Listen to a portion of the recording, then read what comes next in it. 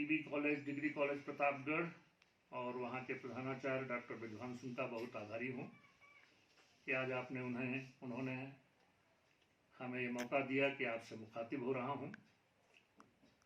मैं, आप तमाम लोग जानते भी होंगे, मैं प्रतापगढ़ में भी करीब 2 वर्ष प्रिंसिपल रहा। वहाँ मैं एक पुलिस अधिकारी हूँ और इंस्पेक्टर जनरल ऑफ पुलिस के पद से मैं रिटायर हुआ हूँ। इलाहाबाद यूनिवर्सिटी का प्रोडक्ट हूँ। मैंने अपनी ज़िंदगी में नौकरी के अलावा कुछ किताबें लिखी, जब भी मौका लगा कुछ लिखता रहा। करीब 10 किताबें तो मेरी छपी हुई हैं, 2-4 पाइपलाइन में हैं, छप रही हैं। तो बुद्ध पे मैंने काफ़ी शोध किया।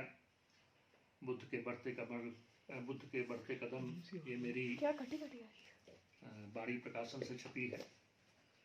आज हमें टॉपिक दिया गया है आर्ट ऑफ लिविंग, आवाज अच्छी नहीं आ रही, जीने की कला। तो जीने की कला यहाँ तो आ रही है ना, एक बहुत ही महत्वपूर्ण टॉपिक है। इस सेंस में है कि आज का समय आप देख रहे हैं, कोरोना की महामारी के बीच में हमारे लिए कितना इम्पोर्टेंट हो गया है ये जानना कि जीने की कला क्या है। लेकिन इसके पहले कि जीने की कला समझा जाए, ये जानना बहुत ज़रूरी है कि ज़िंदगी है क्या। अगर हम लोग ये समझ लें कि ज़िंदगी क्या है तो थोड़ा सा हमें ये आसानी हो जाएगी कि जीने की कला हम कैसे अच्छे से ज़िंदगी जी सकते हैं। देखिए, हमारे यहाँ, हमारे हिंदू धर्म में भी, हिंदू शास्त्र भी और बुद्ध भी ये कहते हैं कि ज़िंदगी एक यात्रा है। आपने गीता में देखा होगा कि कहते हैं कि आत्मा अजर अमर है और ये एक यात्रा के रूप में है। ये शरीर नश्वर है, शरीर एक माध्यम है और फिर हमारी आत्मा आगे दूसरी उसमें परिवर्तित हो जाएगी। एक यात्रा है और यही हाल बुद्धिज़्म का भी है। बुद्ध भी मानते हैं कि हम अपने कर्मों के आधार पर अगला जन्म पाएंगे। और आप देख रहे होंगे कि तमाम दलाई लामा, नए वो लोग एक दलाई लामा की मृत्यु के बाद दूसरे दलाई लामा को खोजते भी हैं। ये बुद्धिज़्म में भी माना जाता है कि ज़िंदगी एक यात्रा है। अब यात्रा है और चाहे उसको हिंदू शास्त्र, हिंदू धर्म जो है आत्मा कहता है, बुद्धिज़्म में चेतना है। लेकिन शरीर और शरीर माध्यम है। शरीर जो है ये एक तरह से इसमें टाइम बम फिट है, पता नहीं कब ये फट जाए, कब तक हमें जीना है। तो जिंदगी को जीना ही जिंदगी का उद्देश्य है। ये बड़ा साफ यहाँ से क्लियर होगा कि जीना ही जिंदगी का उद्देश्य है। हमारे पास, हम ये नहीं कह सकते हैं कि हमारे पास कोई ठिकाना इस तरह का पहुंचना है या कहीं कुछ जाना है, कोई मंजिल है, इस तरह का ऐसा कुछ नहीं है। जिंदगी जीना ही जिंदगी का उद्देश्य है, मकसद है। 20वीं सदी के 3 बड़े फिलोसफर्स हुए हैं, आप लोग जानते होंगे सब, जेan-पाल सार्त्र, कामू और काफ्का। तो इनमें से कामू ने इस मामले में काफ़ी विचार किया। सार्त्र ने भी अस्तित्ववाद पे काफ़ी, कि हमारा अस्तित्व है, मैं इस पर शायद आगे बात भी करूँगा। लेकिन कामू ने ये कहा कि जिंदगी जो है बहुत ही कड़वे सच हमारे सामने लाती है और उससे साफ है कि जिंदगी का कोई निहित मतलब नहीं है। जितने कड़वे सच, और आज के समय में आप देख ही रहे, कोरोना क्या क्या सच हमारे सामने ला रहा है। तो हमारी जिंदगी, हमारे अस्तित्व का मतलब ही है, कामों के अनुसार, इसकी अर्थहीनता, इसकी विसंगतियां, एब्सर्डिटीज ऑफ लाइफ। वो कहता है जिंदगी जो है इतनी विसंगतियों से भरी हुई है कि इसका कोई जिसको कहा जाए कि कोई मतलब उस तरह का नहीं हो सकता है। तो अब जब कोई मतलब नहीं हो सकता, उसने एक प्लेग उपन्यास लिखा है, इसमें इस बात को बहुत डिस्कस किया है।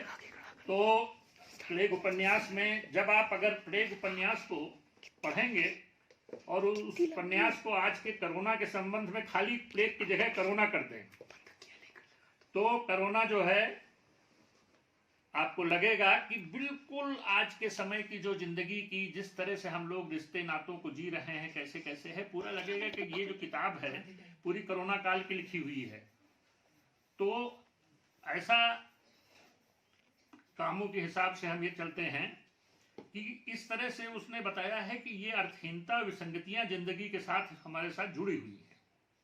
और कामू कहता है कि इस तरह की विसंगतियों को, अर्थहीनताओं को जब हमें निपटने के लिए हमारे पास 3 तरीके हैं। या तो हम आत्महत्या कर लें, या हम देवी देवताओं की शरण में जाएं। तो इन दोनों को तो वो कहता है कि यह गलत है। ये अस्तित्ववादी फिलोसफर्स हैं और इनका कहना है कि हमारा अस्तित्व, हमारी जिंदगी बहुत महत्वपूर्ण है।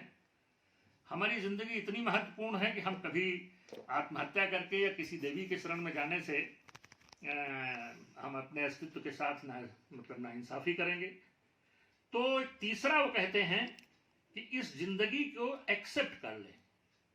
तीसरी स्थिति वो कहते हैं कि एक्सेप्ट कर लें कि ये जिंदगी बहुत ही विसंगतियों से भरी हुई है, ये जिंदगी अर्थहीन है, इसको केवल हमें जीना है। तो यहां से कामों की बात, हमारा ख्याल आप समझ रहे होंगे कि हम अब इन एब्सर्डिटीज के साथ हम जीना सीखें, इनको एक्सेप्ट करें और उन्हें एंजॉय करें, उन्हें भी एंजॉय करें। है तो है, जैसा भी है सत्य को स्वीकारें। एक सत्य है, एब्सर्डिटीज हैं तो हैं, और हम कर रहे हैं। ऐसा नहीं कि हम कर नहीं रहे हैं। हम महामारियों से जूझ रहे हैं, हम रातें रिश्तों में देखिए कर रहे हैं। तमाम लोग हैं, ऐसा भी नहीं सुसाइड नहीं करते, लोग बहुत सुसाइड कर रहे हैं। तमाम लोग हैं जो देवी देवताओं की शरण में जाकर के समझते हैं कैसा है। लेकिन वो कहता है कि नहीं, अगर हम इनको स्वीकार कर लें, what are the absurdities of life, तो हम जिंदगी को बहुत अच्छे से अगर स्वीकार कर ले। ये बुद्ध ने भी कही, एक्सेप्टेंस बहुत बड़ी चीज है। अगर किसी चीज को हम एक्सेप्ट कर लें, अरे भाई आपको चोट लगी, आके आइए, अच्छा चोट को भी आप कह सकते हैं आइए आइए स्वागत है भाई, है आप आई हैं, बहुत बढ़िया, चोट आ गई है तो मिल गई, क्या प्रॉब्लम है। तो ये है। तो इस तरह से अगर ऐसा कर लें तो जिंदगी जीने का बहुत मजा आ जाता है। अच्छा, अब जब एब्सर्डिटीज है लाइफ को और उन्हें जीना है, तो जिंदगी जब जीना है तो रो रो करके जीना है, जो है सो है, तो हंस हंस के जीना है। जैसे दलाई लामा ने साफ कहा है कि जिंदगी का उद्देश्य खुश रहना है। खुश रहिए, जो जैसे भी जिंदगी आती रहे हम खुश रहें, क्या जरूरत हमें रोने जाने की। मैंने कभी इस तरह से इसको, इस बात को जो मैं भी कह रहा था, मैं अपनी बातों में, कविताओं में कुछ ढाल लेता हूं कभी कभी अपने लिए समझाने के लिए। जैसे मैंने लिखा कि जीवन है चलना, चला जा रहा हूं, ये कैसा सवाल कि कहां जा रहा हूं, कोई न मंजिल न कोई ठिकाना, कोई न मंजिल न कोई ठिकाना, नदिया समय भी बहा जा रहा हूं, और जीवन को जीना है इसका मकसद, जीवन की मैं को पिए जा रहा हूं, और अपने ही अंदर है सारा खजाना, हीरे और मोती वही पा रहा हूं, और हंसते हंसाते गजल गीत गाते जीवन के पथ पे बढ़ा जा रहा हूं। तो ये कोई मकसद ऐसा कुछ नहीं है, कोई कुछ लोग मकसद ढूंढ रहे हैं, तो ऐसा कुछ नहीं है। ये केवल एक जिंदगी को जैसी भी आती है हमें जीना है। अब कुछ लोग इससे सहमत नहीं होंगे, आप लोगों में से तमाम लोग कहेंगे मैं बिल्कुल सहमत नहीं हूं। हम जो है कि कोई कहेगा कि हमें ईश्वर से मिलना है, कोई कहेगा हमें भगवत भजन करना है, कोई कहेगा हमको समर्पण करना है ईश्वर के समय, तो कुछ कहेगा, कोई चीज़ कहेंगे। तमाम तरह के लोग अपनी अपनी बात कह सकते हैं। तो आपका है, अगर आप उसमें खुश हैं, कुल मिला के जिंदगी में खुश रहना है। कैसे खुश रहना है? अगर आपने कोई और तरीका आपने आजाद कर लिया है खुश रहने का, बहुत अच्छी बात है, आप खुश रहें, ये आपका व्यक्तिगत मामला है। लेकिन फैक्चुअल क्या है? फैक्चुअल ये है कि जैसा डार्विन ने कहा है, डार्विन ने अपनी किताब में ओरिजिन ऑफ स्पीसीज में साफ बताया है कि मानवता धीरे धीरे जैविक विकास का परिणाम है, और यह भी कि प्राकृतिक चयन, सर्वाइवल ऑफ द फिटेस्ट वहां हो रहा है। आप देखिए कोरोना में भी देखिए, एक तरह से सर्वाइवल ऑफ द फिटेस्ट ही हो रहा है। और वो कह रहा है कि इस जैविक विकास में ईश्वर कहीं भी नहीं है, ईश्वर का रोल कुछ भी नहीं। तो अब आप मान रहे हैं, कोई बात नहीं, लेकिन जो हमारी मानवता के विकास में ईश्वर का रोल वो नहीं मानता है। और हमारा ख्याल है इसी के बाद से आगे चल के तमाम साइंटिस्ट, ये जो हमने अभी नाम लिए, सात कामो काफ्का, ये लोग तो है ही हैं। एक इससे पहले भी नीत्शे 19वीं शताब्दी के सबसे बड़े फिलासफर हुए, और उनका दस स्पेक जरसुस्त में उन्होंने साफ कहा कि ईश्वर मर चुका है, साफ कहा ईश्वर मर चुका है। इसी वजह से कि साइंस वैज्ञानिक रूप से सिद्ध हो चुका है कि हमारे मानवता के विकास में ईश्वर का रोल नहीं है, तो ईश्वर मर चुका है। और अब हमें मनुष्य को ही ईश्वर की कोट में पहुंचना है, मतलब वहां तक हम खुद अपने प्रयासों से, अपने कर्मों से उसको, उसी से बाद में लोग नाजिज्म को और इसकी सब बातें की हैं। लेकिन वो सुपरमैन की बात करता है, तो आदमी को ही सुपरमैन बनाने की बात करता है। उसका सुपरमैन हमारे अरविंद के सुपरमैन से अलग है। लेकिन यहाँ केवल इतना जानना है कि वो ये कहता है कि चूंकि ईश्वर नहीं है तो हम सुपरमैन आदमी ही बन सकता है। तो इस तरह से जो है, मैं मतलब वैज्ञानिक रूप से हम कहीं, मतलब ये जो कुछ हो रहा है कर्मकांड है, मैंने कभी इसको लिखा था और हमारा ख्याल है, जहाँ तक मुझे आ रहा है, प्रतापगढ़ में मैंने इसको सुनाया भी था, कविता। हमें बौना बनाया जा रहा है और हमारी सोच वैज्ञानिक न हो जाए, हमें आस्था पढ़ाया जा रहा है। और खुदा है लेने देने से बहुत दूर, चढ़ावा खूब चढ़ाया जा रहा है। ये कैसा खेल खेला जा रहा है। तो इस तरह से आप देखेंगे कि हम व्यक्तिगत तौर पे मैं इस बात को मानता हूं कि हमें अपने कर्मों से ही जो कुछ भी मिलेगा, कर्म से मिलेगा। तो लेकिन कुछ लोग हैं जो कहेंगे कि हम इससे सहमत नहीं। जैसे मैंने पहले बात की, मैंने तो लिखा था, हमारी कुछ लाइनें हैं कि मर मर कर जीना छोड़ दिया, बंधन में बंधना छोड़ दिया, बाजू की ताकत के बल पर किस्मत का रोना छोड़ दिया, और जिस बीज से पैदा दुख होता उस बीज का बोना छोड़ दिया, हर कदम रहा सोचा समझा, अफसोस मनाना छोड़ दिया, और शैलेंद्र ने राह बदल डाली, लीकों पर चलना छोड़ दिया। तो मैं इस बात को मानता हूं कि हमें अपनी बाजुओं की ताकत से ही मिलेगा। मैं उन लोगों में हूं जो है, ईश्वर अगर है तो वो सबका है, वो हमारा है। हम अगर कर्म करेंगे, हमारे अपने बाजुओं की ताकत में है, तो हमारी भी मदद करेगा, और करता है, और आज तक करता आया है। वो कर्मकांड से, वो चढ़ावे से, वो जैसा लोग कहते हैं कि वो भक्ति से, वो इससे प्रसन्न होने वाला नहीं है। वो प्रसन्न होगा तो अपने कर्म से। तो एक बात तो, अब दो बातें बड़ी साफ हो गई कि जिंदगी का मतलब है जीना, जिंदगी का मतलब है एब्सर्डिटीज के साथ जीना, जिंदगी का मतलब है कि जब जीना है तो हंस के जीना है, और जीना है तो अपने कर्मों के आधार पर जीना है। ये मेरे ख्याल से यहाँ से हो गया। अब आपको ये इतने कठिन दौर में आप हमें जीना है, जैसा अभी देख ही रहे हैं, आज का दौर तो और भी कठिन है, बहुत ही इंपॉर्टेंस है इसकी। हमें एक वामिक जौनपुरी साहब का शेर याद आ रहा है। हमारे जौनपुर में ससुराल है, तो वामिक साहब का एक शेर मुझे बहुत पसंद है और याद भी आ रहा आज, कि इस दौरे तलातुम में वामिक जाने कितने ही सफीने खे डाले, पर अपनी शिकस्ता कश्ती को मौजों से बचाना भूल गए। तो आप चाहे जितने बड़े अपने को तुर्रम खां बने, लेकिन अगर हमने अपनी कश्ती नहीं चलाई, अपनी कश्ती नहीं चला पाए ठीक से मौजों में, तो डूब जाएगी फिर। तो हमें अपनी कश्ती खूब अच्छे से चलानी है। तो कश्ती यहाँ क्या है, इस समाज में क्या कश्ती हम चलाएंगे? तो हमें इससे यही मतलब है कि जो कुछ हमारे आसपास हमें नाते रिश्ते मिल रहे हैं, उनके साथ रिश्तों में देखें, वहीं से ताकत मिलती है। तो ये उनके साथ हम कैसी जिंदगी जी पाते हैं, पूरी शिद्दत से हमें जीना है, हर रिश्ते को हमें जीना है। रिश्ते आजकल जितने फट रहे हैं, बुरा हाल है। तो अगर उनके साथ, अगर आप देखिए, रिश्ते अगर नहीं ठीक से आप जी पाए अपनी हैं, तो नाव को नहीं ठीक से खे पाएंगे। समाज में हम रह रहे हैं, तो नाते रिश्तों के बीच में तो रह रहे हैं। हमने समझ लिया, मैं जिंदगी पहले मैंने समझ लिया कि जीना है तो किनके बीच में जीना है? रिश्ते नातों के बीच में तो जीना है। तो जैसे वो कहता है कि लहरों के बीच में हमारी कश्ती है, तो रिश्ते नातों के बीच में हमारी कश्ती है। और चाहे रिश्ते परमानेंट रिश्ते हों, माँ बाप भाई बहन तमाम हैं, चाहे अस्थायी हों, कभी दोस्त मिलते हैं। हम आजकल यहाँ भवाली आ गए रिटायरमेंट के बाद, तो यहाँ हमारे नए दोस्त बन गए। हमारे सब दोस्त आज की डेट में हम जिनके बीच में रह रहे हैं, सब नए नए दोस्त हैं। लेकिन अगर वो महक रहे हैं, कभी कभी बड़े टेम्पोररी रिश्ते मिलते हैं। अभी पिछले दिनों हम 1 महीने के करीब ऑस्ट्रेलिया में रहे, तो छोटे बहुत नए तो थोड़े समय के लिए रिश्ते मिले, लेकिन रिश्ते जो हैं अगर वो महक रहे हैं तो वो निश्चित तौर पर हमारी ज़िंदगी को स्वर्ग बना देते हैं। हम जी रहे हैं तो रिश्तों के बीच में जी रहे हैं तो वो स्वर्ग बना देते हैं। अगर वो महक रहे हैं और नहीं महक रहे हैं तो फिर प्रॉब्लम है, वही तो समस्या है। अपनी कश्ती को फिर हम नहीं ठीक से खे रहे हैं। तो जैसा है ना, और एक दिन के रिश्ते भी, मुझे ऐसा एहसास हुआ ऑस्ट्रेलिया में, मैंने एक फेसबुक पे पोस्ट भी डाली थी, इवन एक आध दिन के रिश्ते भी, 1 मिनट के रिश्ते भी कितने महत्वपूर्ण हैं। एक दिन मैंने लिखा था, गालिब ने बहुत बढ़िया शेर लिखा है इस पे, कि रोज मिलने पे नहीं मौकूफ निस्बते इसकी, रोज मिलने पे नहीं मौकूफ निस्बते इसकी, जिंदगी भर एक मुलाकात चली जाती है। क्या बात है, जिंदगी भर एक मुलाकात चली जाती है। तो एक ही मुलाकात जो है हमको हंसा रही है, हमको खिलखिला रही है, हमको खुशबू दे रही है, हमारी जिंदगी कट रही है। रोज मिलने पे नहीं मौकूफ, मौकूफ निर्भर, निस्बते, इसका संबंध रोज मिलने के नहीं निर्भर है।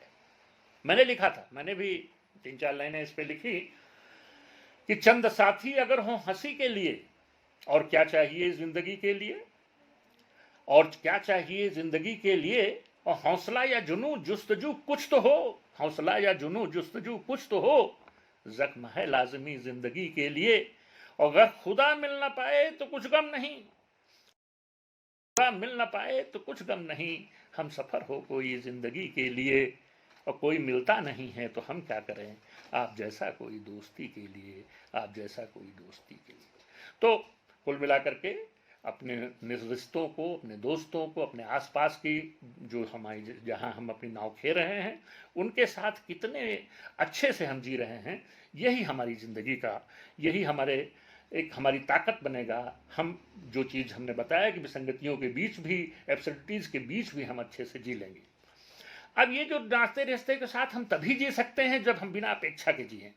अब अगला कदम बिल्कुल साइंटिफिक है, ये बिल्कुल हम एक एक चीज आपसे बिल्कुल विज्ञान की तरह बात कर रहे हैं कि ये होगा तो ये होगा तो ये होगा। आप किसी भी नाते रिश्ते से, अभी के कितने नाते रिश्ते से जब आप जी सकते हैं तो बिना अपेक्षा के, कोई अपेक्षा नहीं, बिल्कुल देने का मजा लीजिए, कोई अपेक्षा नहीं, कोई आसक्ति नहीं। कोशिश कीजिए, देखिए, कहीं मैंने लिखी थी लाइनें कि क्या कहना अगर ऐसा होता, क्या कहना अगर ऐसा होता, मैं केवल एक दृष्टा होता, दृष्टा, सिंपल ऑब्जर्वर।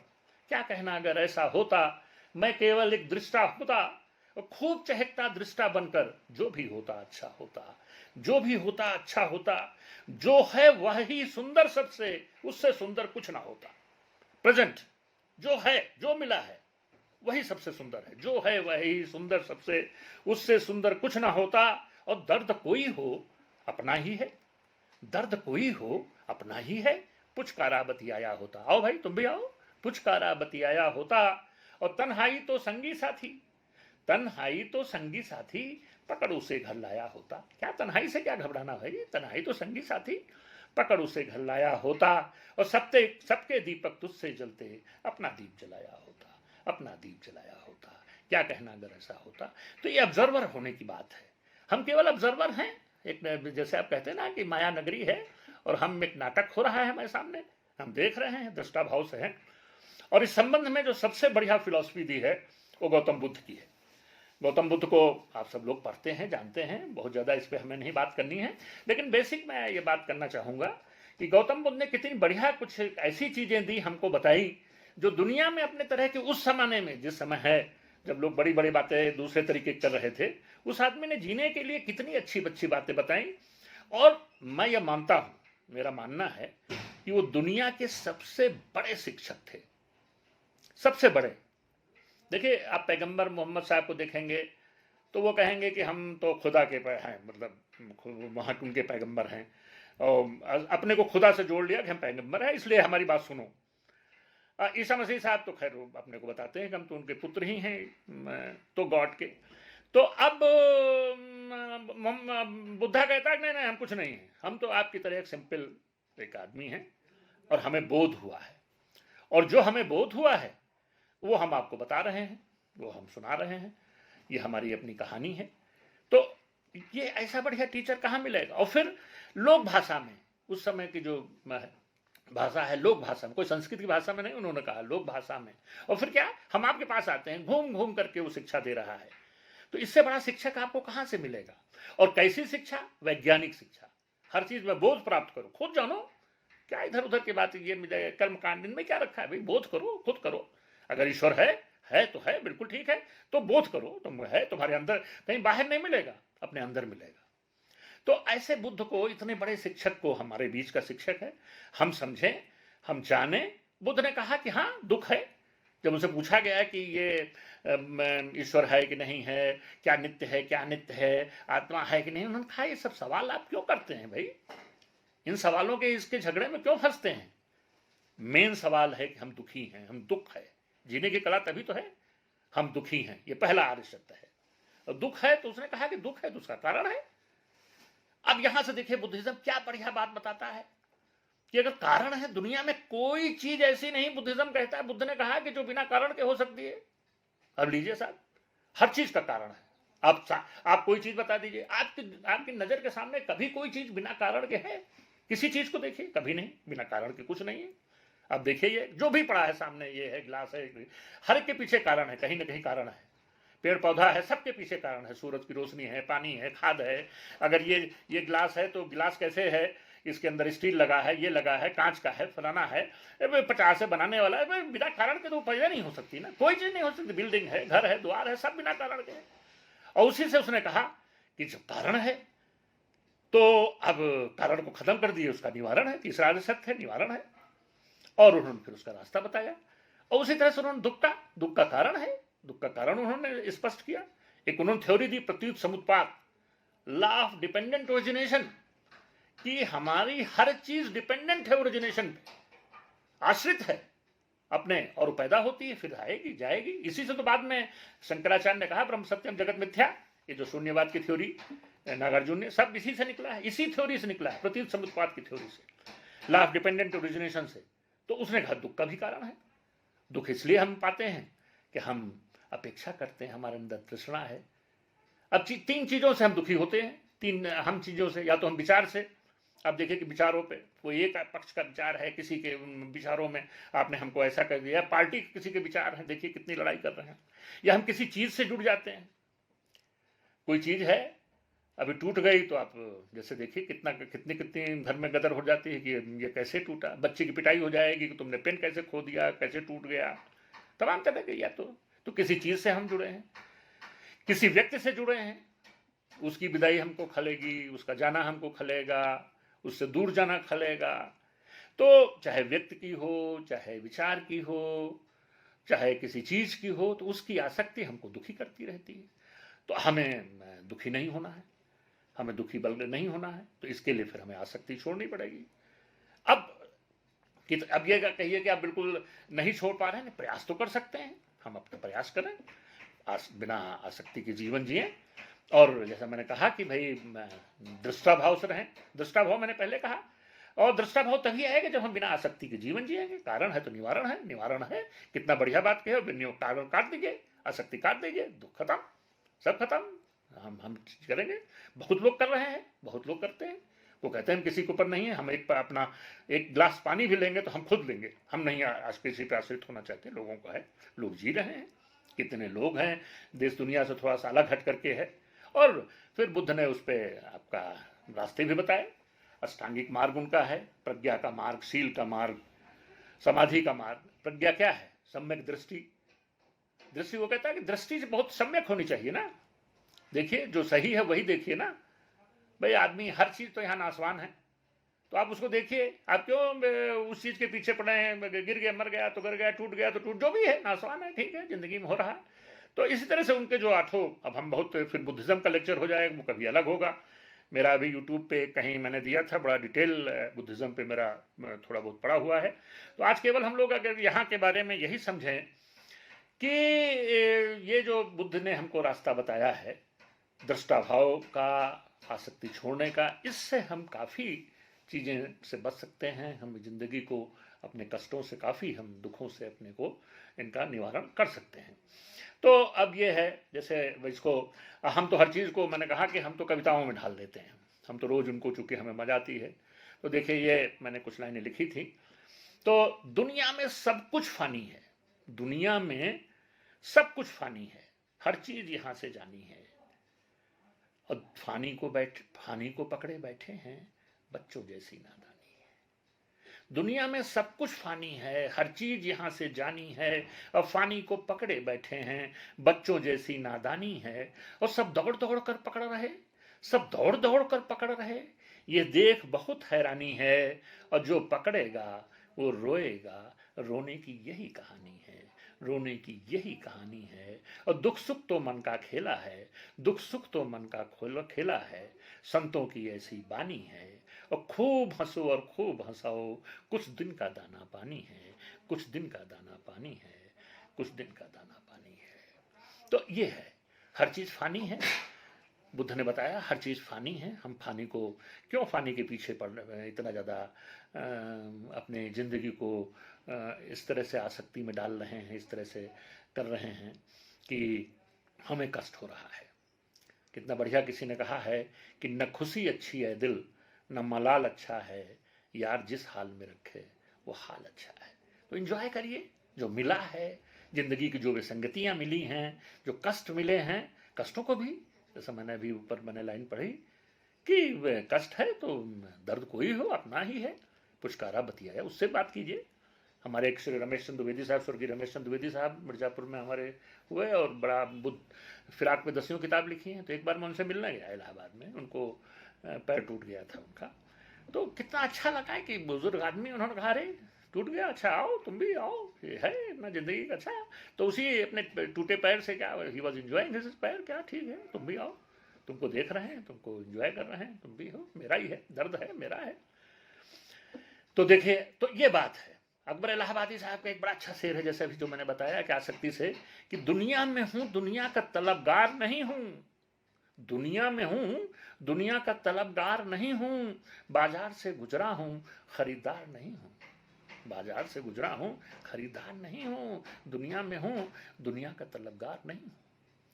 तो ये आपको मैंने इस तरह से बुद्धिज्म से हम लोग जो है अपनी बात से हम देख सकते हैं। और बुद्धिज्म की इसी लाइन पे फिर आगे जो चाहे गालिब हों, गालिब ने भी मतलब कभी नानक, सब जो बातें करते हैं सब वहीं से हैं, सब आज की डेट में सब वही करे। ओशो अगर बोल रहे हैं तो गालिब को, बुद्ध को ही बोल रहे हैं, अगर कृष्णमूर्ति बोल रहे हैं तो बुद्ध को ही बोल रहे हैं, सब पीछे सब वही है।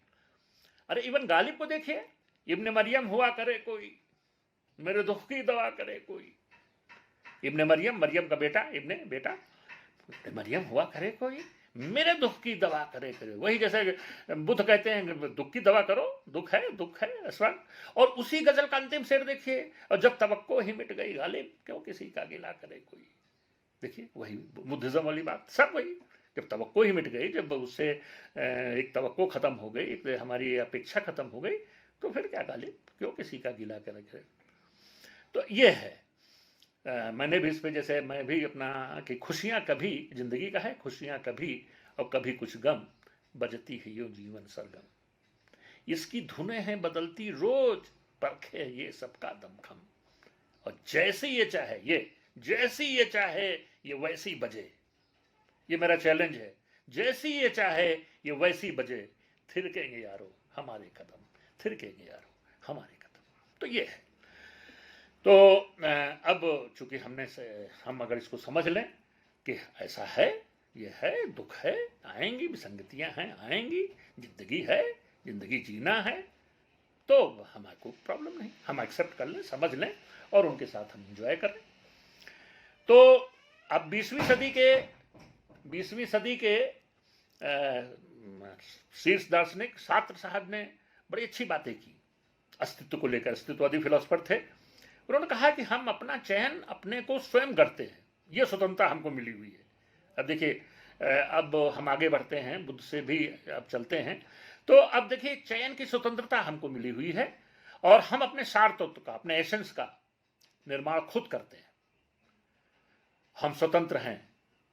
तो अब ये बातें, मैं विश्व ब्रह्मांड के प्रयोजन की पूर्ति का कोई उपकरण नहीं हूं, मैं स्वतंत्र हूं, मनुष्य, और हम जिसका चयन करते हैं वही श्रेय है, वही गुड है, ये शास्त्र कहते हैं।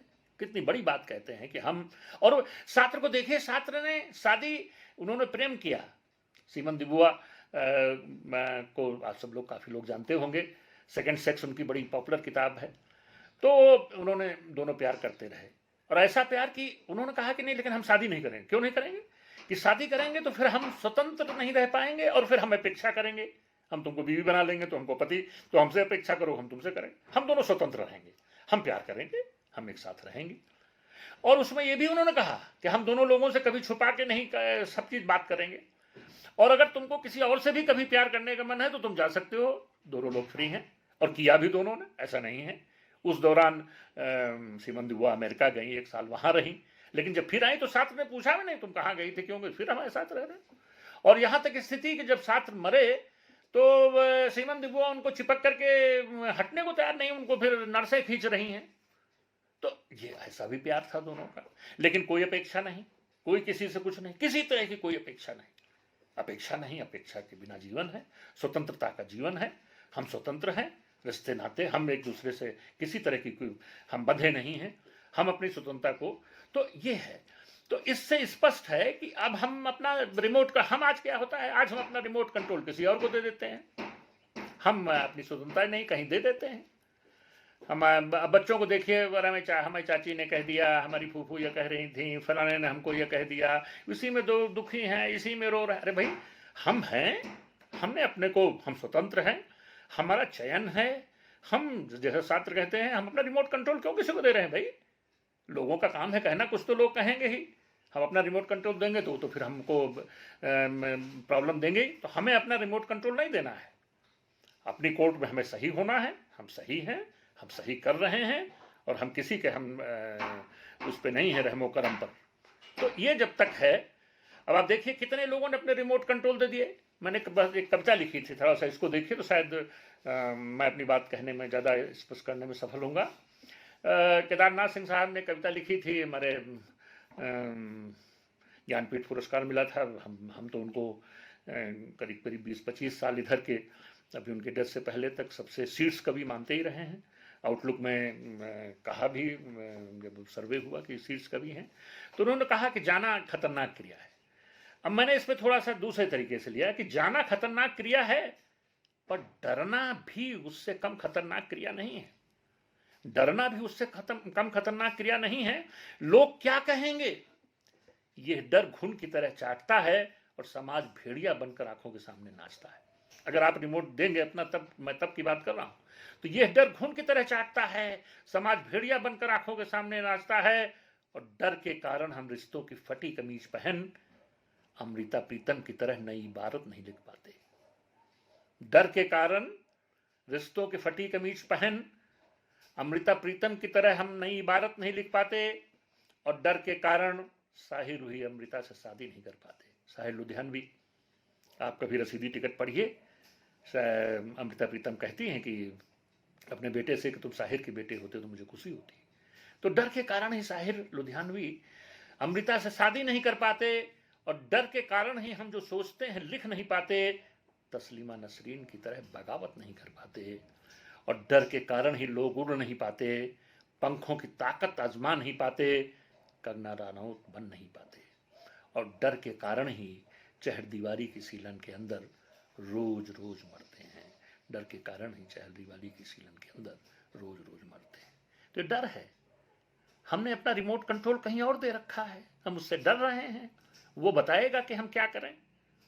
तो फिर निश्चित तौर पे तो अपना ये है कि रिमोट कंट्रोल अपने पास रखें, अपने निर्णय लें। और देखिए 15-16 साल की कंगना रनौत भाग के कहाँ से क्या पास पहुँच गई। तो जिस दिन आप करेंगे उस दिन आप बनेंगे, नहीं तो फिर ठीक है, किसी ने कुछ कह दिया आप रोते रहेंगे। अब इससे आगे चलिए तो कृष्णमूर्ति, हमारे जद्दू कृष्णमूर्ति जी बहुत बड़े फिलासफर हुए हैं।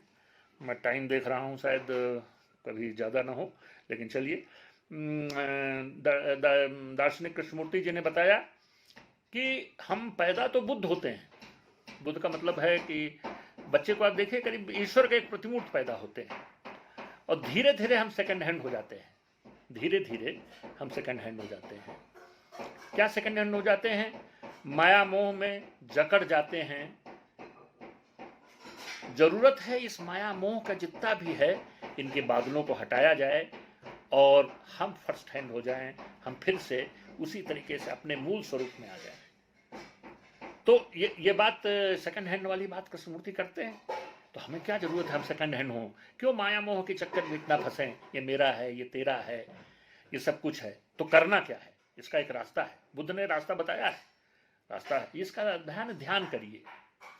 अगर आप अपनी सब संवेदनाओं को ध्यान दें, जैसे दिन भर आप क्या है, जैसे क्रोध रहा, मैं आपसे दावे के साथ कहता हूं, ये मेरा आजमाया हुआ है। जैसे अभी 2-3 दिन पहले पूर्व डीजीपी श्री ओपी सिंह साहब यहीं भवाली में, जहां हम लोग रह रहे हैं, बगल में रहते हैं, तो हमसे कह रहे थे तुमको गुस्सा नहीं आता। तो मैंने कहा सब गुस्सा इसलिए नहीं आता कि हम देखते हैं, गुस्सा को हम देख लेते हैं, मतलब दुखने मतलब गुस्से को हम देखा जाए, अपनी हर संवेदना को देखा जाए। जैसे अगर हम कुछ भी कर रहे हैं, हम क्रोध कर रहे हैं, तो क्रोध हो सकता है क्रोध चले, लेकिन हम देख रहे हैं कि शैलेंद्र तुम क्रोध कर रहे हो, ये विपश्यना अपने को देखने की, शैलेंद्र ये कर रहे हो। तो हमने जिंदगी में कभी शराब नहीं पी, क्यों नहीं पी, हम पुलिस अधिकारी थे, नहीं तो हमने हरदम देखा, हम देखते हैं ये काम गलत है तो गलत है, तो हमने देखा कि हम क्रोध नहीं करना तो नहीं करना। तो अब इससे जब आप देखेंगे, ये विपश्यना करेंगे, जैसे तो शुरुआत इसकी करिए कि अपनी पहले सांस को देखिए। शुरुआत पहले ध्यान तो लगाना तो शुरू कीजिए, कुछ तो शुरू हो। ध्यान लगाने का मतलब एक सांस से है, बुद्ध ने भी इसको अप्रूव किया है कि सांस से अपना ध्यान लगाइए। लिखा है कि मन की चाल विचित्र है, झट नभ झट पाताल, और देखत देखत सांस को धीमी पड़ गई चाल। तो देखना तो शुरू कीजिए, सांस देखें और उसके बाद फिर अपनी संवेदनाएं देखें। मैं 24 घंटे में हर अपनी संवेदना को टटोलता हूं। मेरी जैसे राग है, द्वेष है, सुख दुख है, क्रोध है, डर है, हर कामना देखता हूं, हर संवेदना देखता हूं, हर चीज, और टटोलता हूं, भाई तुमने क्रोध किया, क्यों किया, कहां किया, किसके लिए किया। तो आप अपनी संवेदनाओं को देखते रहिए। तो धीरे धीरे धीरे धीरे कोई चीज हो, आप कुछ भी कर रहे हैं, आप किसी कहिए तुम शराब छोड़ दो, वो नहीं छोड़ेगा। जिस दिन वो उसको देख लेगा, देखने का मतलब है पहला कि हम शराब पी रहे हैं और शराब जो है नुकसानदायक है हमको, और अगर हम उसको देख लें कि ये है, तो फिर ऐसा कुछ भी नहीं होगा, बिल्कुल नहीं होगा। आप शराब नहीं पिएंगे। कैसे, बस खाली जैसे है शराब पीते हैं, पहला पैक डाला, शैलेंद्र तुम शराब पी रहे हो, शराब ये है, शराब नुकसानदायक है, शराब फला है, उसको देखते रहिए।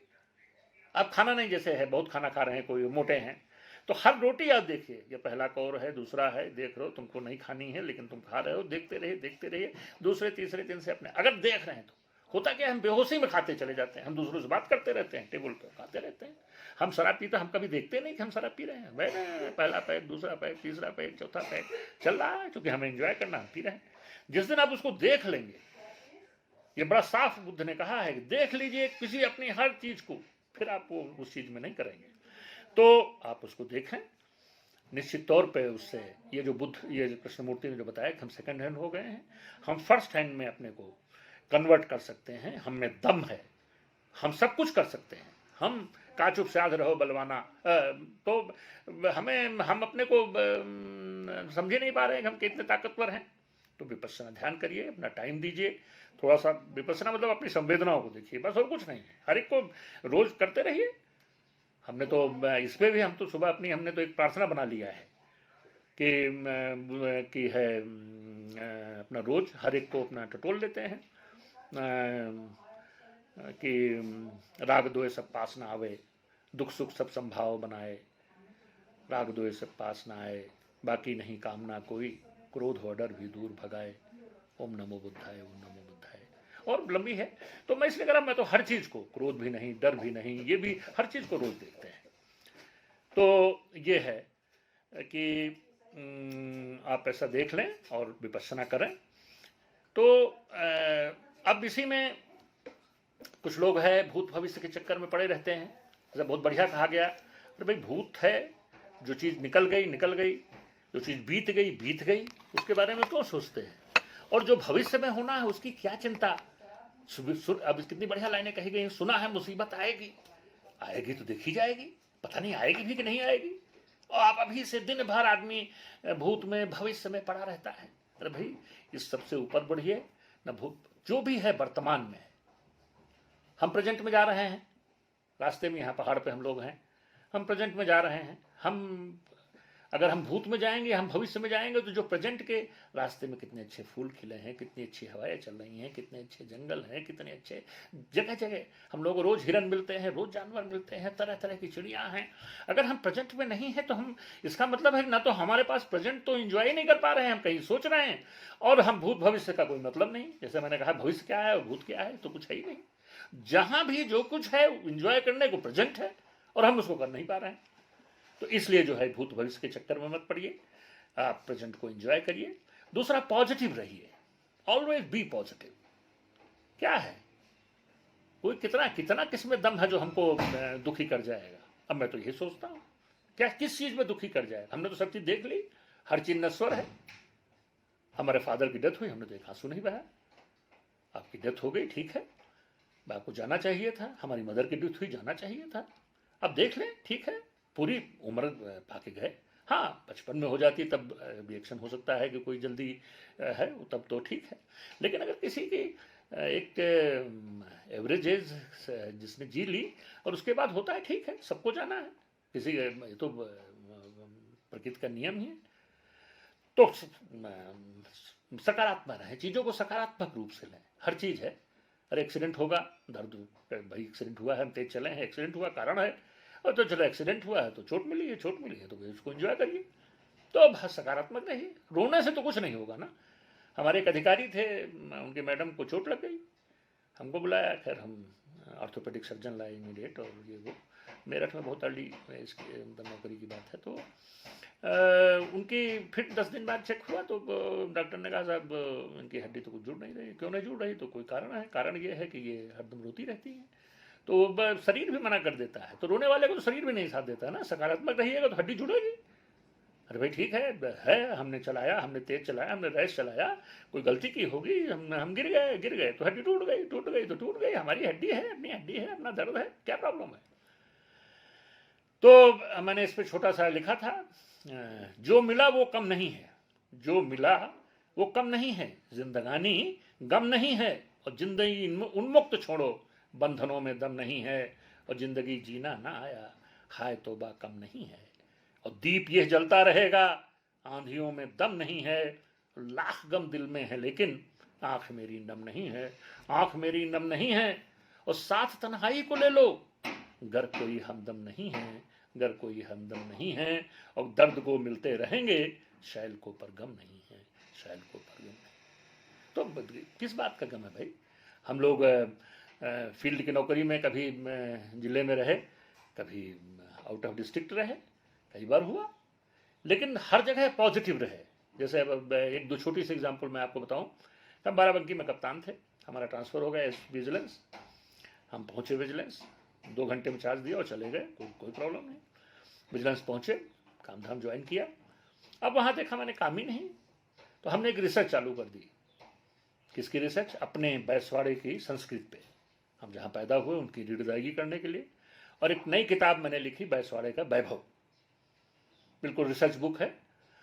1000 साल के अपने हर फादर पे मैंने लिखा है, एवरी फोर फादर, हर एक डिटेल में। और बैसवाड़े की कल्चर, बैसवाड़े के वैभव, वो पुरस्कृत हुई किताब। गवर्नर साहब ने हमको उस पर साहित्य शिरोमणि पुरस्कार दिया। अब देखिए वही चीज़ है, सकारात्मक रहिए। हम ये सोचते कहाँ जिले से हट गए, क्यों हट गए, कैसे हट गए, दिन भर रोते रहिए तो अलग बात है। अरे भाई हमें मौका मिला है कुछ करने का, और हम फील्ड की नौकरी में ज़्यादातर रहे। हम कम से कम 2/3 अपनी नौकरी तो हमने जिलों में किया, लेकिन 1/3 भी जो मिला उसमें फिर हमने और काम किए, लिखना पढ़ना किया, और नौकरी में भी जिलों में भी करते रहे। तो दूसरे काम है, तो लोग हमको इस रूप में भी जानते हैं कि भाई इन्होंने बूथ पे बड़ा काम किया, इन्होंने ये किया। तो जो मिला वो कम नहीं है। उसी तरह से दो ही हमारे जिलों से हम 2 बार हटे थे। तो पहला तो हमने आपको बाराबंकी बताया, किताब लिख दी। एक और सिद्धार्थनगर में मैं था एसपी, वहाँ से भी हट गया, सीआईडी में आया, एसपी सीआईडी। तो लोगों ने विदाई पार्टी बहुत ज़बरदस्ती की, मैं रुक लेता होता नहीं, लेकिन जरिए तो मैंने भाषण दिया कि यार कोई हमसे ऊपर वाला कोई बहुत बढ़िया काम कराने वाला होगा, बी पॉजिटिव के हिसाब से मैंने कहा। तुम क्या है, हम गए, हमारा बेटा ऑस्ट्रेलिया रह रहा था, मैंने परमिशन मांगी, उसमें चीफ मिनिस्टर में सेक्रेटरी थे हमारे हॉस्टल थे श्री कृष्ण जी, हमने कहा, उन्होंने हमको परमिशन दे दी, हम ऑस्ट्रेलिया चले गए। अब देखिए हमसे उसी लिए, और हम ऑस्ट्रेलिया से एयरपोर्ट पे लौटे और एयरपोर्ट पे मेरे भतीजे ने कहा कि आपकी जिले में पोस्टिंग हो गई।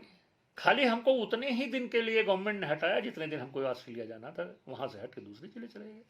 तो अब हम ये क्या, पॉजिटिव रहिए, जो भी है बहुत अच्छा है, जो मिलेगा हो रहा है बढ़िया, कोई काम और अच्छा होने वाला होगा, ये करना। तो हर चीज में हरदम पॉजिटिव रहिए, तो आपको जो है फिर कोई प्रॉब्लम नहीं होगी। जैसे है कभी है पॉजिटिव रहने, और क्या है, लोग कहते हैं अकेलापन है, पॉजिटिव कैसे रहे, तन्हाई है। अरे भाई तन्हाई क्या है, मैंने एक तन्हाई भी बहुत अच्छा एक बार ऐसे सोचा, तो हमने एक लिखा, कुछ लाइनें लिखी। करीब 20 साल पहले एक दिन तन्हाई मिल गई, पकड़ लाया घर लगा बतियाने, गहरी दोस्त बन गई। पकड़ लाया घर लगा बतियाने, गहरी दोस्त मिल गई। उसी ने गौतम बुद्ध से मिलवाया, हम इसके सिद्धार्थ नगर थे, वहीं से शुरू हुआ। उसी ने गौतम बुद्ध से मिलवाया, मुझसे ही मेरी मुलाकात करवाया। पहली बार खुद से मिल रहा था मैं, जिंदगी क्या है बखूबी समझाया। अब तो हाल ये है कि वही साथ साथ टहलती है, वही साथ साथ टहलती है, चहकते परिंदों से, खिलखिलाते फूलों से, झूमते पेड़ों से, इठलाती पत्तियों से, अलविदा करते सूरज बाबा से मेरी मुलाकात कराती है, मेरी मुलाकात कराती है। देखिए तन्हाई क्या करती है। और रात होते ही अक्सर चंदा मामा को बुला लाती है, रात होते ही अक्सर चंदा मामा को बुला लाती है। और कमरे में कभी अकेले हुआ, कमरे में कभी अकेले हुआ, पकड़ा देती है किताबें, बड़ों की तरह पढ़ने के लिए डांटती है, बड़ों की तरह पढ़ने के लिए डांटती है। और जब कोई मुलाकाती आ जाता है, चली जाती है नहाने धोने, चली जाती है नहाने धोने, तैयार होने, वरना साथ नहीं छोड़ती है। बिस्तर पर आते ही लोरियां सुनाती, चिपक कर सो जाती है। सोचता हूँ वह न होती मैं क्या होता, जो हूँ वह न होता, जो हूँ वह न होता। तो ये है, ये तन्हाई है। हम उन चीज़ों को आपको बता रहे हैं कि जैसे तन्हाई में कि तन्हाई भी अपनी कितना काम करती है, अकेलापन जहाँ कम काम हो, जिन जिलों में, जिन पोस्टिंग्स में, जैसा भी है वो है तो है। तो हर एक चीज़ को अपना लीजिए। हमारे आज तमाम हमारे आप लोगों में से कुछ विद्यार्थी होंगे, उनसे मेरा अनुरोध है कि अपना कर्म खूब करिए। मैं अपने बारे में कह सकता हूँ, मतलब जब हम कंपटीशन के डेज में, जब इलाहाबाद यूनिवर्सिटी में थे, तो कम से कम हम 12 से 14-15 घंटे पढ़ते थे। पहले अटेम्प्ट में सेलेक्ट हुए।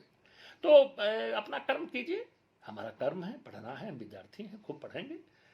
अच्छा, और पढ़िए वही जो रुचिकर लगे। रुचिकर का मतलब है जैसे हमें हमारे सब्जेक्ट्स थे, तो हमने उसी सब्जेक्ट को चुना जो हमारे इंटरेस्ट का था। पॉलिटिकल साइंस हमारा इंटरेस्ट था उसमें, और उसमें हमें मार्क्स भी ठीक मिलते थे। और जब हमने कंपटीशन देना शुरू हुआ, जिस साल हम एमए कर रहे थे, उसी साल हमने 4 जो पेपर हैं, 4 पेपर ऑप्शनल होते हैं, तो सब जुड़े हुए लिए जो हमको पढ़ाया जा रहा था। लोगों ने कहा बड़ा टफ कॉम्बिनेशन है, इसमें तो कोई सिलेक्शन नहीं होता। हमने कहा यार हमने यही पढ़ा है, हमको यही रुचिकर है, और सब मेरा सिलेक्शन हुआ। मैंने पीपीएस में टॉप किया। तो मैं इसलिए कह रहा, जो रुचिकर लगे वही पढ़िए, जो भी करना है। अगर आप खिलाड़ी हैं, खिलाड़ी बनिए, सचिन तेंदुलकर बनिए, कौन कहता है। आप संगीतकार हैं, संगीत, जो रुचिकर हो करिए, लेकिन मेहनत करिए। ये बीच वाला नहीं है कि ये भी है, वो भी है, फलाना है, ठिकाना है। मतलब जो करिए मजबूती से करिए, जो भी काम करिए, और जो भी जिसमें आपका एप्टीट्यूड हो। मैं तमाम पेरेंट्स से भी अनुरोध करूंगा कि सबको जिसका एप्टीट्यूड हो, उसको वही काम करने को दिया जाए। जिंदगी उसी से बड़े आसानी से जी सकती है, वरना टूट जाता है। पता लगा कि बिखर जाता है आदमी कि हम हैं तो इस लायक, और हमसे ये बात कराई जा रही।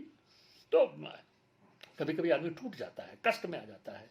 तमाम लोग हैं, अब पता लगा कि जबरदस्ती हमको वो पढ़ाया जा रहा है जो हमारा रुचि नहीं है, और हम नहीं पढ़ पा रहे हैं, हम फेल हो रहे हैं, फिर हम सुसाइड कर रहे हैं, फिर हमको कहते भाई जो है जितना है कर रहा है, जो प्रतिभा है उसमें काम करिए। अब करीब करीब हमारा ख्याल है कि ज़िंदगी के जीने के तमाम मैंने जो है, एक और चीज़ मेरी अनुरोध है कि ये पूरी ब्रह्मांड एक है, ऐसा मैं मानता हूँ। आप कभी देखें, अब हम तो दुनिया के 50 देशों में यात्रा किए, जाने बुझे, ये पूरी दुनिया एक तरह से एक है। सब देखिए वही सूरज की रोशनी से सब अपना दमखम है सबका, और सब जितने भी, जैसा डार्विन ने कहा कि मानवता का विकास जो है वो जैविक विकास है, और सब एक है, और वो सबकी गर्मी के स्रोत एक हैं, सबको एक है। तो जैसा फिराक साहब ने कहा है कि विश्व एक है, ये नियम ऐमन कभी न भूल। विश्व एक है ये नियम ऐमन कभी न भूल, एक तारा थर्रा उठा जब तोड़ा एक फूल। तो इस पूरी इसको ये है कि ये सब एक हैं, सब दुनिया एक है, तो प्रेम, दया, करुणा, ये चीजें जो हैं देने का मजा लीजिए। ये मेरा है, सबको जो भी मानवता के हित में हम कर सकते हैं वो उसका अलग मजा है। किसी को कुछ भी, जितना आप देखिए सोनू सूद, देखिए कोरोना के काल में सोनू सूद ने कितना, जो भी है ठीक है, उसी के मजे हैं। किसी को हम कुछ दे करके उसकी आंखों की चमक देखिए, उसका हम तो आनंदित हो रहे हैं। ये जिंदगी एब्सर्डिटी से भरी हुई जिंदगी में आनंद कैसे पाएंगे? तो देने के मजे में भी बड़े आनंद है, बड़ा मजा आता है। तो ये मैं कह रहा था कि ये हम लोग करें। और अंतिम बात मैं चाहूँगा, या मेरा अपना है कि अपनी वाणी को जो भी बोलें प्यार से बोलें, अच्छा बोलें, मधुर बोलें, चीखे चिल्लाएं नहीं, लाउड न रहें, अपनी बात अच्छे से कहें। एक पाकिस्तानी शायरा हैं, उनके 2-4 शेर देखिए कितने बढ़िया हैं कि शौक को आज़िम सफ़र रखिए। हॉबीज़ जो अभी हमने बात की कि जो पढ़ना चाहें पढ़िए, शौक को आज़िम सफ़र रखिए। ये पाकिस्तानी शायरा हैं, निखत इफ्तिखार नाम है।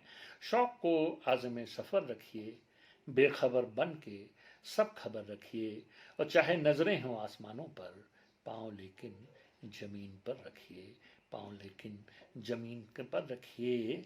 और ये जो मैं भी बाणी की कह रहा था, देखिए क्या बात कहती हैं कि बात क्या है ये कौन समझेगा, बात क्या है ये कौन समझेगा, अपने लहजे को पुरअसर रखिए, अपने लहजे को पुरअसर रखिए। और जाने किस वक्त कूच करना हो, जाने किस वक्त कूच करना हो, अपना सामान मुख्तसर रखिए, अपना सामान मुख्तसर रखिए। तो ये है।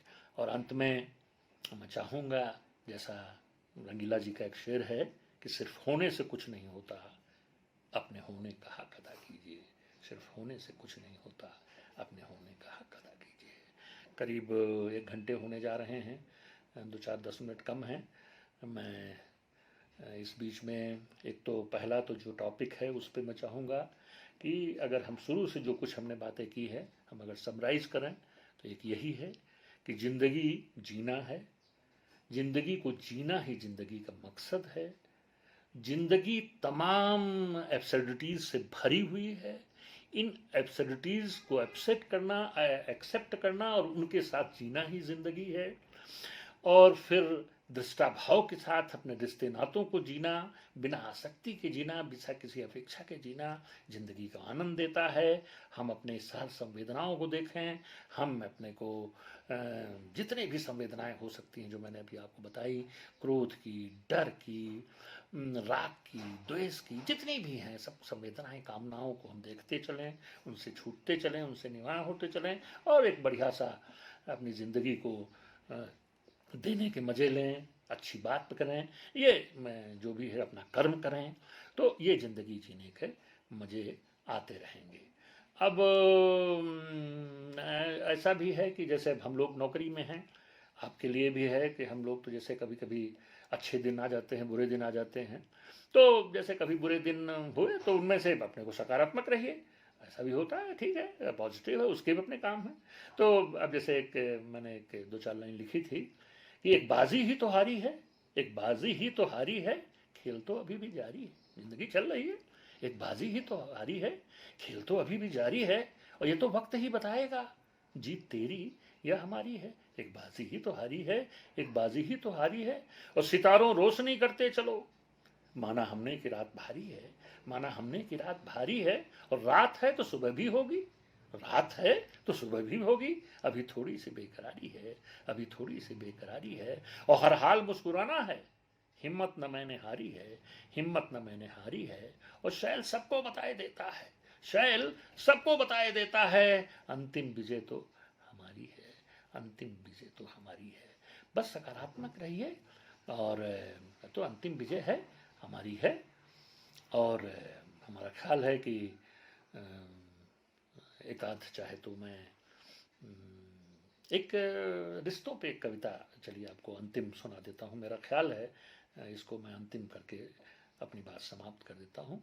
आजकल आप देखते होंगे रिश्ते, अभी मैंने पहले बीच में कहा ना कि रिश्ते पे ही जीना सब कुछ है, और रिश्ते अगर महक रहे हैं तो महक रहे हैं, और रिश्ते नहीं महक रहे हैं तो नहीं महक रहे हैं। लेकिन अगर रिश्ते टूट खराब हो ही गए तो कैसे जीना है? देखिए ये है, ये मैंने कहीं लिखा था, मैंने देखा लोग रिश्ते जब खराब हो जाते हैं, मियाँ बीवी के हो गए, किसी से हो गए, तमाम लोग मैंने सुसाइड करते देखा, तमाम अधिकारियों को, साथियों को सुसाइड करते देखा, मेरे साथ के लोग जो मेरे पड़ोस में मकान में रहते उनको सुसाइड करते देखा। तो मैं लिखा फिर इसको, ये सही है कि रिश्ते बुरी तरह फट रहे हैं, ये सही है रिश्ते बुरी तरह फट रहे हैं, पर जितना और जहां तक हो सके उन्हें रफू करते चलें, उन्हें ओढ़ते बिछाते चलें। जितना और जहां तक हो सके उन्हें रफू करते चलें, उन्हें ओढ़ते बिछाते चलें। रफू अच्छा होगा, लोग समझ नहीं पाएंगे, प्रगाढ़ रिश्तों के गीत गाए जाएंगे। घर के अंदर क्या हो रहा है कौन जान रहा है? ठीक है, कचर पचर हो रही है, होती है, तो रिश्ते रफू अच्छा होगा, लोग समझ नहीं पाएंगे, प्रगाढ़ रिश्तों के गीत गाए जाएंगे। पर अगर रिश्ते ज्यादा फट गए, रफू से काम नहीं चलेगा। पर अगर रिश्ते ज्यादा फट गए, रफू से काम नहीं चलेगा, तब पाबंद लगाएं, रिश्तों को ढोते जाए, रिश्तों को ढोते जाए। और जब पानी सर से गुजरने लगे, जब पानी सर से गुजरने लगे, फटी कमीज पहनकर टहलने का भी लुत्फ उठाएं, फटी कमीज पहनकर टहलने का भी लुत्फ उठाएं। Thank you very much.